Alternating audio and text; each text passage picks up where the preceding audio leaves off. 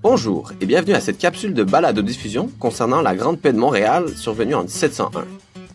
Cet événement met en scène les Français et leurs alliés autochtones face aux Iroquois. Il constitue un traité de paix qui met fin à plus de 100 ans de guerre en Amérique du Nord. Tout d'abord, tout le monde connaît l'expression « faire la paix pour mieux préparer la guerre ». Eh bien, cette expression est particulièrement pertinente pour analyser les causes et les conséquences de la Grande Paix de Montréal. Ainsi, il est permis de se demander si les Iroquois avaient une réelle volonté d'établir une paix durable avec les Français et leurs alliés, ou s'ils ne préparaient pas plutôt une guerre future. Afin de répondre à cette question, nous présenterons les causes lointaines et immédiates de la Grande Paix de Montréal, ainsi que les conséquences indirectes et directes de celle-ci. Tout d'abord, attaquons les causes lointaines de la Grande Paix de Montréal.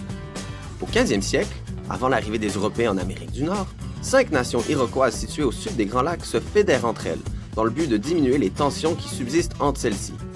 Ceci a pour but de mettre fin aux guerres persistantes qui affectent les 5 nations depuis des décennies.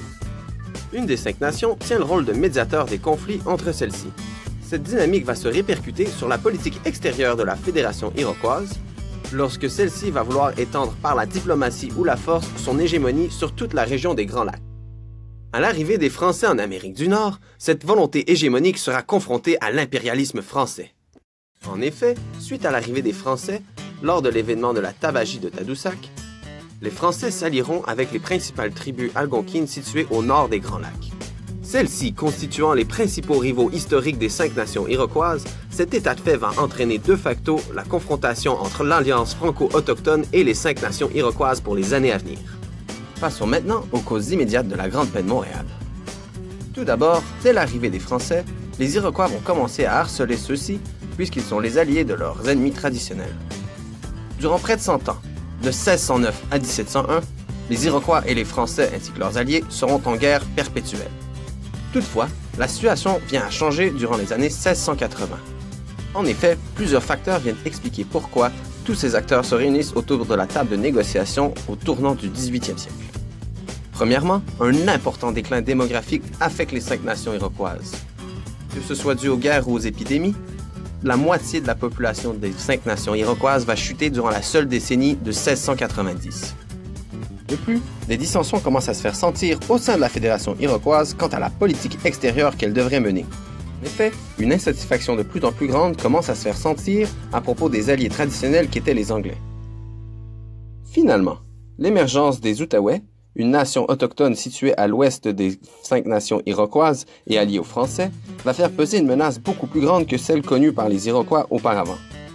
Du côté français, non seulement on voulait étendre son hégémonie sur toute la région, mais le traité de Ryswick, qui mit fin à la guerre de la Ligue d'Augsbourg en 1697, établissait la reconnaissance par les Anglais des possessions françaises en Amérique du Nord, ce qui isolait davantage la Fédération iroquoise au sein de l'Amérique du Nord. Tous ces facteurs placent la France dans une position dominante en vue des négociations à venir. Les Iroquois, quant à eux, sont affaiblis et isolés diplomatiquement, ce qui les place en position de vulnérabilité dans le traité de paix qui suivra. C'est ainsi que le 4 août 1701, en face de la Pointe-à-Calière, est signé le traité de la Grande Paix de Montréal après d'âpres négociations s'étendant sur plusieurs années. Tout d'abord, le traité va mettre fin à près de 100 ans de guerre entre les Français et leurs alliés face aux 5 nations iroquoises. De plus, toutes les nations alliées aux Français sont incluses dans la Grande Paix et sont donc en paix maintenant avec les Iroquois. C'est donc en présence du gouverneur français Calière et des représentants de 36 nations autochtones que fut signé le Grande Paix de Montréal. Une des premières causes importantes est que les Iroquois vont devoir demeurer neutres dans un éventuel conflit entre les Français et les Anglais. À cette époque, les Français appréhendent déjà la future guerre de succession d'Espagne qui opposera entre autres les Français et les Anglais, donc vaut mieux s'écarter un potentiel ennemi en les Iroquois. Enfin, mais surtout, la deuxième clause, celle qui va faire du gouverneur français le rôle du médiateur dans les conflits entre les nations autochtones de la région des Grands Lacs. Cette clause fonctionne comme suit.